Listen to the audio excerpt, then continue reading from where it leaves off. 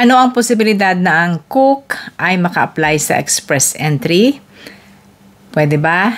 Yes po. Yes, pwede. Ang cook ay isang skilled occupation at pwede pong mag-apply sa express entry through the Federal Skilled Trade Program. Isa yun sa 3 po ng mga programa sa express entry, di ba? Skilled Trade, Federal Skilled Worker, at saka ang Canadian Experience Class. So, doon tayo sa skilled trade. At bukod doon, ang mga trade occupation guys ay isinama rin sa category-based draw. Ayan, so ibig sabihin priority ang mga trade occupation sa Canada, kasama na ang cook. Ang cook ay Tier 3. Sa ngayon, ang express entry ay isang viable pathway para sa mga trade person.